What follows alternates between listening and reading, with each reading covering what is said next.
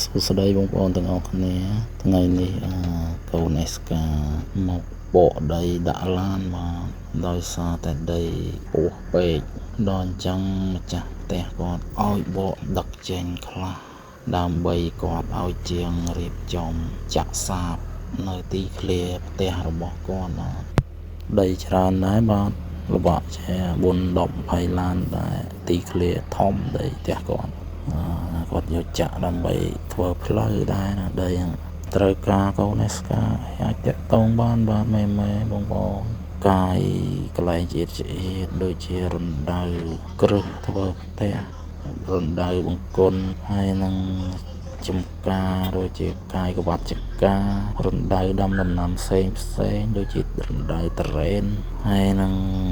រណ្ដៅចេកអីហ្នឹងអាចតាក់ទងបានបងប្អូនឆាតមកបាទតិចតួចក៏ទៅដែរឲ្យតែរួចសហុយបានទេឲ្យតែរួចសហុយ